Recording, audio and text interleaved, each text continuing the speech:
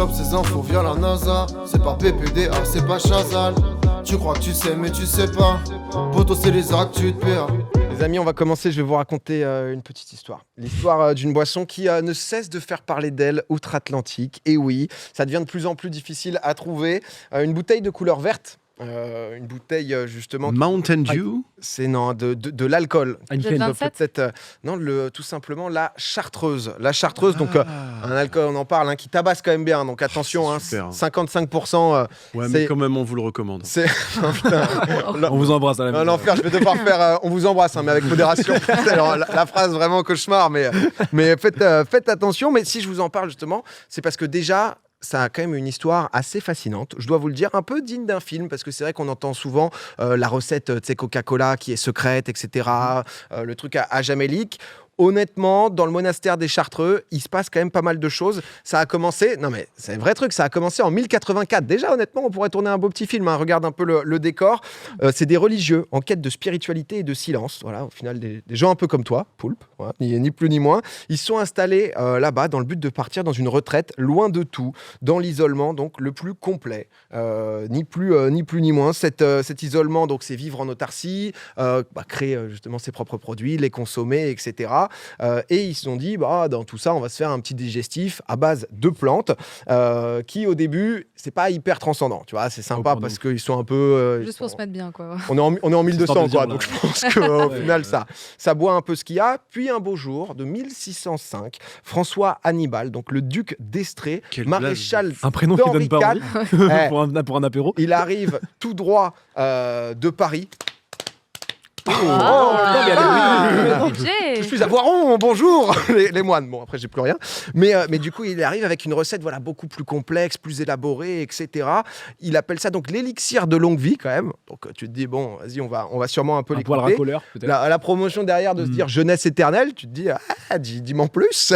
Qu'est-ce que c'est? Personne connaît vraiment l'origine, mais à Paris, personne voulait réaliser cette recette parce qu'à ce qui paraît, c'était justement trop complexe. Nos moines chartreux, eux, ils se disent, putain, ça, on y va, c'est un défi pour nous. Ils décident de le relever. À partir de là, donc du coup, il y a une recette qui est testée, qui est peaufinée jusqu'à devenir donc du coup la boisson qu'on connaît aujourd'hui. C'est un mélange de 130 plantes quand même. Oui. On connaît pas précisément, comme je vous le disais, ça reste secret. Il y a un peu tout ce côté mystique autour de la liqueur verte. Et ça, ils se le transmettent depuis des centaines et des centaines d'années parce qu'aujourd'hui encore, ceux qui connaissent vraiment le secret, c'est ces deux hommes-là, Dom Benoît et frère Jean-Jacques. Mais c'est pas une blague, hein. Ils ont du coup, ça s'est perpétué de moine en moine au fur et à mesure. Il n'y en a plus que deux là? Non, en fait, c'est les deux seuls de tous les moines à connaître la recette. Les autres la connaissent pas. Ouais, c'est ça, c'est chaud quand même là. Eux, ils la disent. On sait pas exactement combien il y en avait avant, mais c'était toujours justement un peu gardé. Ils veulent pas qu'il y en ait trop. trop. De gauche, il faut vite qu'ils disent le secret. C'est mauvais là. C'est Dom Benoît. Commence pas à mal parler de Dom Benoît, ok? Parce que toi, tu vas avoir des soucis. Mais du coup, par exemple, ils prennent jamais le train ensemble, jamais la voiture ensemble. Ok. Oui.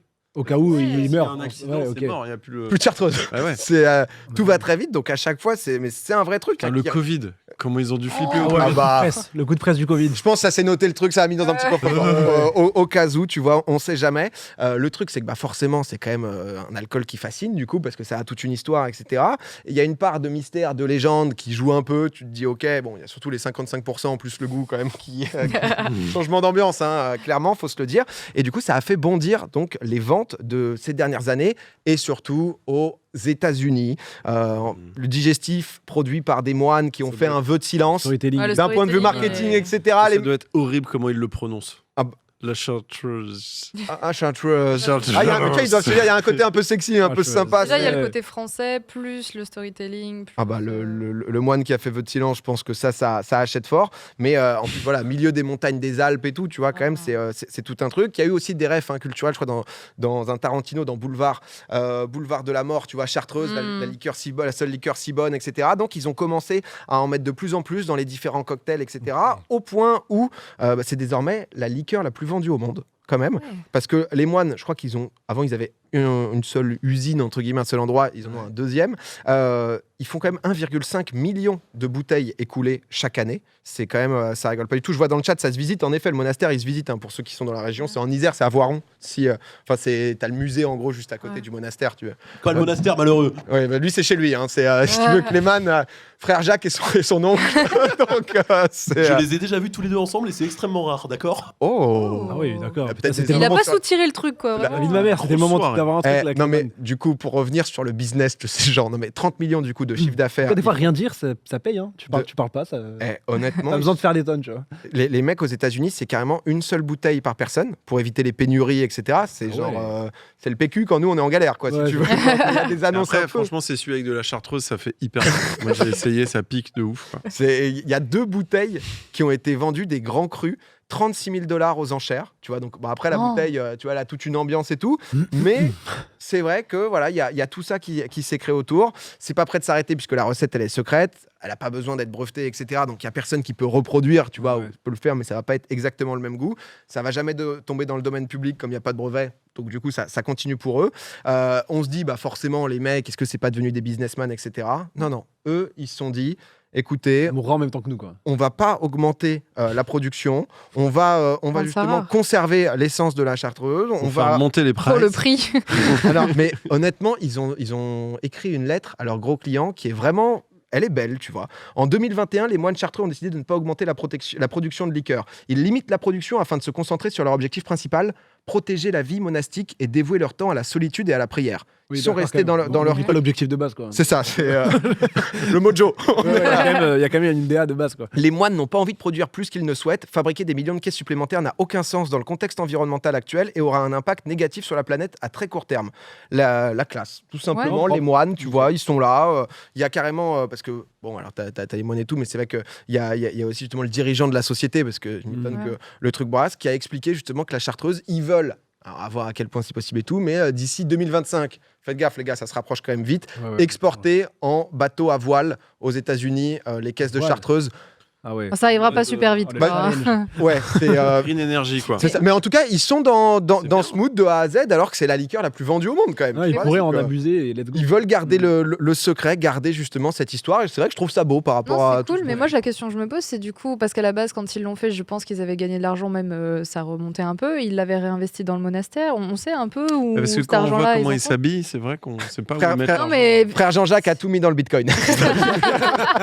Frère Jean- Non, il a décidé d'all-in, ça a crash, c'est un peu Oh, chaud. merde. Non, ils investissent énormément dans le monastère, Ouais. dans le musée, justement, vraiment dans Ok. ce côté protection du côté monastique, où, ouais, enfin, après, j'ai pas mené toute l'enquête et Non, tout, non, mais mais bien ils ont sûr, l'air mais c'est giga intéressant clean, parce quoi. que- Frère du coup, Jean-Jacques, on l'avait passé en T-Max vers la Chartreuse la dernière fois. Je crois qu'il a mis quand même dans 2-3 trucs. Des gros écrans LED de l'église, c'est assez impressionnant. Non, mais voilà, il a j'avais envie. sponsorisé Gentlemate juste avant. C'était Non, mais lui j'avais les envie de écrans. parler C'est partager- l'actionnaire principal. J'avais envie de vous partager cette petite news parce que déjà c'est français et en plus c'est rare qu'on voit justement un truc exploser dans le business et qui reste clean. Bon, faut être moine donc On les embrasse? on les embrasse bien Bisous chez évidemment. C'est moine. Non mais pour le coup ça m'intéresserait d'aller voir même comment ils font et tout. J'avoue que Non, c'est cool. c'est beau, c'est quand même ça a plus de 1000 ans. Ouais, c'est Ça a incroyable. plus de 1000 ans. Là, ça te mouche mon pote. Deuxième actu, on parle beaucoup d'IA, d'intelligence artificielle. Si jamais vous l'aviez pas, on a vu aussi beaucoup justement le pape avec toutes ces images. Au début, moi, je m'étais fait avoir le pape en mode Ah, en ouais. petit Moi, c'est flex. Donald Trump là qui m'a eu avec les keufs là qui le. Ah bah, Ouais. Ouais, honnête- voilà, celle-là là. honnêtement, tu vois, il Il y avait y en un a. petit flow quand même, c'est dommage. Ah ouais, de ouf. La doudoune, elle est incroyable. La Je te jure, non, mais celle-là, je le- l'achète. moi, je me suis juste dit, ça investit en mode juste au Vatican, pourquoi pas, quoi, tu vois. Mais C'est Bitcoin, tu vois, ils sont tous. Bande de chartreuse, bam. je vais pas vous parler de cet aspect de l'IA. C'était histoire de vous teaser, voilà, avec ce qui Ouais, se passe tu un l'as peu en ce moment. Je vais vous parler de l'IA dans un autre secteur, dans le domaine de la médecine. J'ai appris dans un article du Parisien, j'ai découvert ça, l'histoire de Wilfried, 51 ans. Il a fait un jour une grave crise d'épilepsie. Il se retrouve à l'hôpital avec un diagnostic sans appel. Il a 2 tumeurs au cerveau. Ah oui, d'accord. Donc bon, le problème c'est qu'au-delà donc du coup du diagnostic général, les médecins en fait ils savent pas trop à quel point le cancer il est métastasé, etc. Ça provient sûrement d'un autre organe, mais on sait pas lequel, et tu as besoin de savoir le point de départ pour pouvoir commencer justement à traiter, etc. Et c'est là où du coup l'intelligence artificielle elle entre en jeu. Plus précisément, Sarah Watson, c'est une chercheuse de l'Institut Curie à Paris. Il y a 3 ans, voici Sarah, elle a mis en place en fait un algorithme avec son équipe qui analyse en fait les données du patient avec un peu tout ce qu'il a pu absorber, etc., comme information sur les autres maladies. En gros, c'est un peu compliqué à comprendre, hein. Même moi, j'ai pas spécialement tout, mais si vous voulez, ça vous permet donc du coup, avec un échantillon issu de la tumeur, l'IA arrive à déterminer quel organe est touché du coup par la tumeur, là où jusqu'à présent les docteurs avaient un peu de mal à le déterminer. Et le résultat, c'est qu'en l'espace de quelques jours, l'ordinateur il a posé du coup un diagnostic fiable à 90% pour Wilfried, ce qui est quand même énorme en termes de progrès, sur le fait que c'était donc du coup un cancer du rein. Là, il est traité donc par chimiothérapie. Les médecins, ils lui donnaient à la base 3 semaines de vie restante, et il est encore debout aujourd'hui, à continuer justement le combat. Et plutôt, l'article dit qu'il est en forme. Et plus généralement, il y a 60% des patients du cancer métastasé qui ont reçu donc du coup un diagnostic de l'IA. Ils sont encore en vie 10 mois après, soit 3 fois plus que la durée médiane. Donc, le type de diagnostic, ça reste encore hyper minoritaire, mais c'est vrai que parfois, voilà, même ici, on avait parlé avec Léo des différents trucs d'IA, des applis un peu autres.